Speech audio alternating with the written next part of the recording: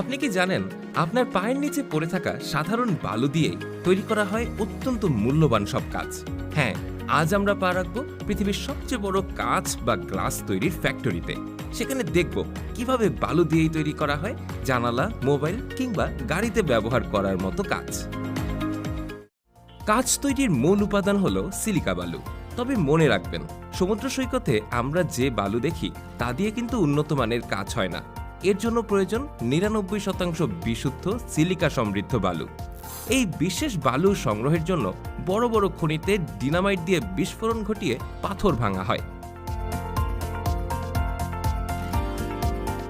এরপর সেই পাথরগুলোকে বড় বড় ইন্ডাস্ট্রিয়াল মিলে গুঁড়ো করে একেবারে মিহি বালুতে পরিণত করা হয়।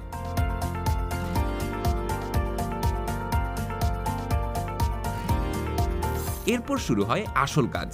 প্রতি ঘন্টায় প্রায় ২২০ টন বালু পরিষ্কার করার ক্ষমতা সম্পন্ন বিশাল ওয়াশিং মেশিনে এই বালু ধোয়া হয়।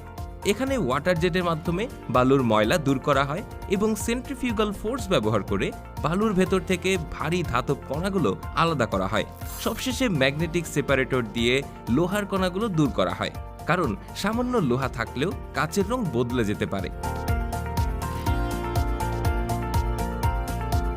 পরিশোধিত এই বালুর সাথে মেশানো হয় সোডিয়াম কার্বনেট এবং ক্যালসিয়াম কার্বনেট। সোডিয়াম কার্বনেট বালুর গলনাঙ্ক কমিয়ে দেয়, ফলে কম তাপে এটি গলতে শুরু করে। আর ক্যালসিয়াম কার্বনেট কাঁচকে টেকসই করতে সাহায্য করে। আর নীল রঙের কাঁচ বানাতে এর সাথে কোবাল্ট অক্সাইড মেশানো হয়। এরপর এই মিশ্রণটি পাঠানো হয় বিশাল এক গ্যাস ফার্নেসে।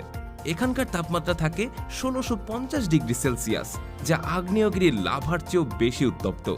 এই তীব্র তাপে বালু গলে গিয়ে তরল কাঁচ বা লিকুইড গ্লাসে পরিণত হয়।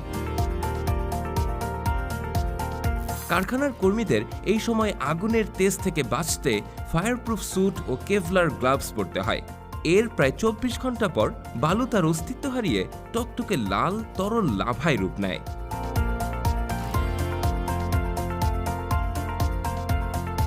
তরল কাঁচ তো তৈরি করা হলো, এখন একে নির্দিষ্ট আকার দেওয়ার পালা। ইঞ্জিনিয়াররা প্রথমে ক্যাড সফটওয়্যারের মাধ্যমে নিখুঁত ডিজাইনের মোল্ড বা ছাঁচ তৈরি করেন।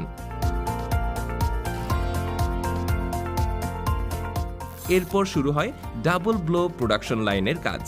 লিকুইড গ্লাস থেকে ছোট ছোট ফোঁটা কেটে ছাঁচের ভেতর ফেলা হয়।